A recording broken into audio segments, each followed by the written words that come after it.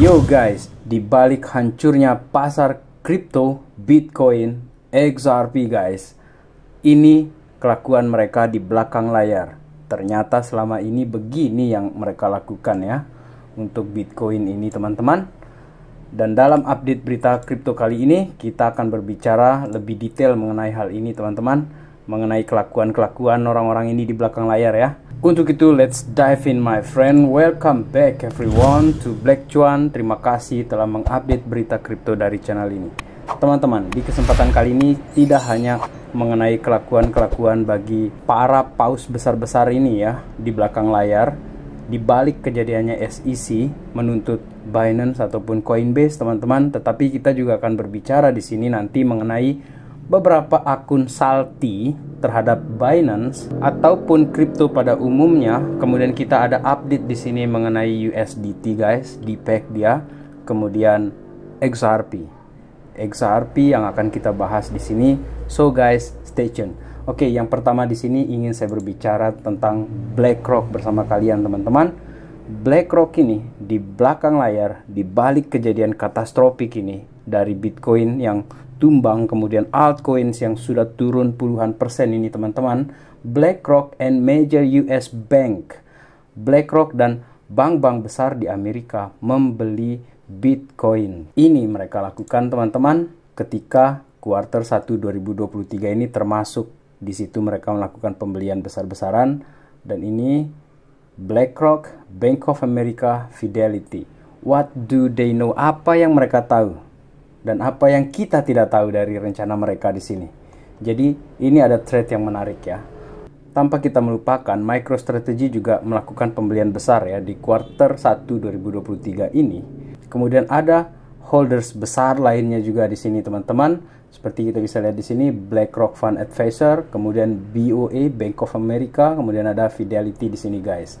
Dengan kejadiannya si SEC yang melakukan Operation Choke Point 2.0 di sini teman-teman ya, terjadi pembelian besar di belakang layar oleh mereka ini. Oke, let's dive deeper guys. Di sini Bank of America ini telah meningkatkan exposure mereka ke MicroStrategy dengan 47.800% teman-teman di kuartal pertama. Bank of America ini adalah largest bank kedua dengan market cap dia itu 233 billion. Dan di sini kita bisa lihat ya, exposure mereka itu naik di sini teman-teman, 47.000-an persen di sini teman-teman. Dan tidak sampai di situ saja, untuk BlackRock di sini ya, stakes-nya itu naik di sini teman-teman dengan kisaran sekitar 156 juta dolar di sini teman-teman. Stake-nya itu 6,24% di sini teman-teman. So guys, sepertinya ya banyak komen-komen yang di Black Cuan ini yang sangat-sangat masuk akal ya. Dia bilang bahwa mereka ini memang sengaja di belakang layar ini melakukan hal-hal seperti ini. Dijadikan pion nih si Gary Gensler ini teman-teman. Persis seperti dikatakan Travis di sini ya, bahwa BlackRock ini berinvestasi dalam jumlah besar, tetapi dia sengaja mundur ketika SEC ini mengejar beberapa perusahaan-perusahaan kripto. Kemudian sekarang ini mereka meningkatkan jumlah stake mereka di Bitcoin teman-teman. Lot of stake in Bitcoin. Apa yang mereka tahu dan kita tidak tahu? Apa sebenarnya di sini? Coba kalian jawab di kolom komentar. Menurut kalian apa sebenarnya? Sebenarnya kita sama-sama tahu juga sih sebenarnya mengenai potensi ya, tetapi saya ingin tahu pendapat kalian. Saya ingin baca pendapat kalian di kolom komentar teman-teman. Kemudian teman-teman ya, mengenai salty tadi ya, mengenai orang-orang yang salty di sini.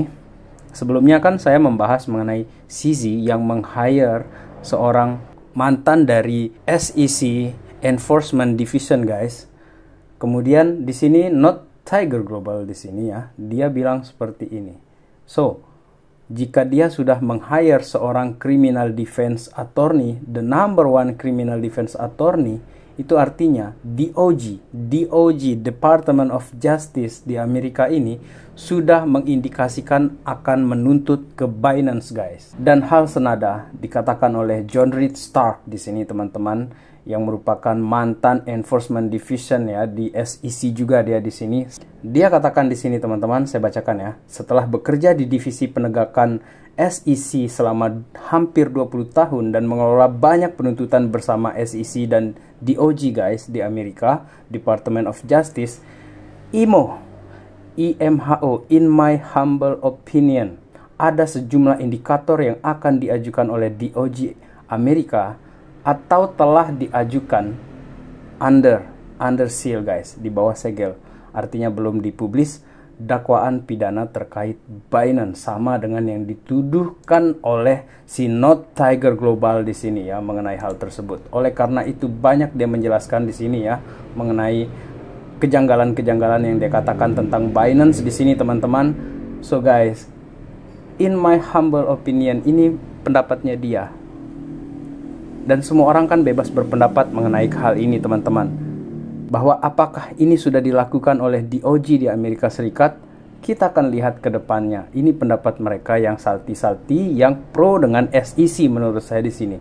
Kemudian teman-teman, berkaitan dengan SEC di sini masih ya, kita berbicara tentang SEC, Hinman document yang diminta untuk di-reveal ya teman-teman ya. Ternyata itu telah dibuka dan menurut Tyler Winklevoss di sini ya, SEC ini sebenarnya totally confused guys. Mereka ini kebingungan mengenai kripto ini. Jadi kalau saya bacakan mengenai pandangan Winklevoss di sini ya dari crypto saving expert di sini, secara poin pentingnya saja di sini teman-teman ya, bahwa regulasi yang dikatakan oleh si Gary Gensler ini sudah jelas katanya dia di sana. Dia pernah bilang seperti ini, 40-an ya seperti itulah, bahwa aturan mengenai sekuritas itu sudah jelas di sana.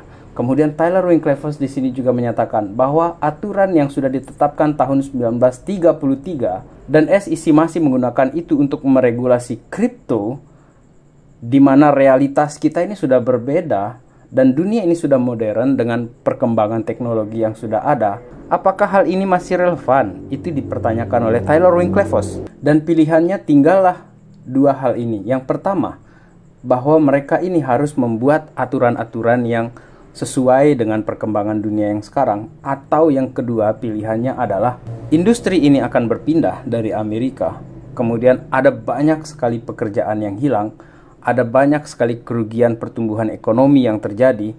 Kemudian teman-teman, Amerika ini akan gagal mengikuti perkembangan financial rails di masa depan teman-teman. Dan mengenai hal ini teman-teman, saya setuju dengan apa yang dikatakan oleh Tyler Winklevoss di sini dari Gemini. Dia katakan, moral of the story guys. Pesan moral dari kejadian ini adalah jika kamu punya bisnis palsu, fake business guys, kamu akan disetujui oleh SEC government. Dan jika kamu punya bisnis real, maka kamu akan dituntut oleh SEC. Kemudian update kita yang berikutnya mengenai USDT, Tether guys. Tether ini terjadi depeg. Ini turun dia ini dari standar $1 ya, 0,99 ketika saya mengupload video ini ya. Jadi teman-teman, volumenya ini besar sekali ya. Sepertinya orang mau cash out di sini melalui stablecoin ini. Dan dalam hal ini CTO dari Tether ya mengatakan ya hal yang sama lah seperti yang dilakukan oleh FTX ataupun Celsius sebelumnya ya. Dia menyatakan bahwa everything is fine guys. Semuanya baik-baik saja. Meskipun USDT sedang depeg. Dan hal yang menarik menjelaskan kejadian ini saya ambil dari Luke On Chain guys. USDT depeg today, apa yang terjadi? Kita lihat threadnya di sini. Oke, ini penurunan harga ataupun depeg dari USDT. Yang pertama itu adalah ini. Sekitar 12 jam yang lalu, Paus di sini dengan kode 0x3356 guys, dia meng-create new address dan mendeposit 52,5 juta USDC dan meminjam 40 juta USDT ke AAV dan Compound.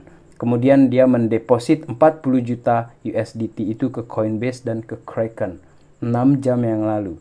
Apa yang terjadi selanjutnya adalah USDT mulai terjadi depegging setelah whales tersebut yang kita bicarakan tadi itu mengirimkan atau mendepositkan USDT-nya itu ke exchange, dan rupanya ini dibaca juga oleh para investor-investor lainnya. Jadi kemungkinan besar di sini terjadi kepanikan teman-teman, Dan saya lanjutkan di sini, whales tersebut mewithdraw di sini 25 juta USDC dari Coinbase 4 jam setelah dia mendepositkan USDT tersebut, teman-teman. Dan yang terjadi selanjutnya adalah 5 jam lalu, dua whales ini menjual 9,6 juta USDT at similar time, di waktu yang bersamaan.